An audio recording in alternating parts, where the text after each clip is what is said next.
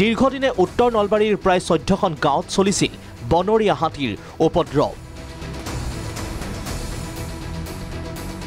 খাদ্যৰ সন্ধানত জনাঞ্চললৈ নামি অহা বন্যহস্তীয়ে সততে তহিলং কৰিছিল খেতিপথাৰ, ভাঙিছিল ঘৰ-দুৱাৰ। অৱশেষত উত্তৰ কামৰূপ বন সংমণ্ডলৰ অধীনত উত্তৰ নলবাৰীত চলিল হাতী খেদা অভিযান। বনৰীয়া হাতী খেদা অভিযানত সহযোগ আৰক্ষীৰ।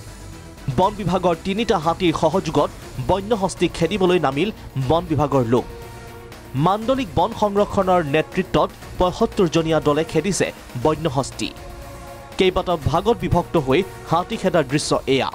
আমি এতিয়ালৈকে পজিটিভেই ধৰি লৈছোঁ। ড্ৰোন ছাৰ্ভে কৰি লৈছিলোঁ হাতীকেইটা ক'ত থাকে, সেইমতে য'ত আছে আমি তাৰ পৰাই মানে ষ্টাৰ্ট কৰিছোঁ। মানাছৰ পৰা 2টা আৰু মঙলদৈৰ পৰা 1টা হাতী আনিছোঁ আৰু মানাছৰ পৰা এটা এক্সপাৰ্ট টীম আহিছে।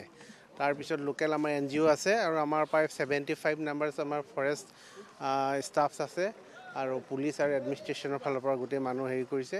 কিন্তু আমি সম্পূৰ্ণভাৱে চেষ্টা কৰিছোঁ। আজি যেনে তেনে আমি নি পেলাই BTD এলেকাৰ পাৰ কৰাই দিয়াৰ আমাৰ প্লেন। এতিয়া আমি ফাৰ্ষ্ট ষ্টেপত আমি ছাকচেছ হৈছোঁ। লক্ষণীয় যে বন্যহস্তীকেইটা ভূটান পাহাৰলৈ খেদি পঠিওৱা হ'ব বুলি জানিবলৈ দিছে বন বিভাগৰ শীৰ্ষ বিষয়াই। ভিডিঅ' জাৰ্নেলিষ্ট ৰূপমৰ সহযোগত নলবাৰীৰ পৰা সুভাষ দাস, প্ৰাগ নিউজ।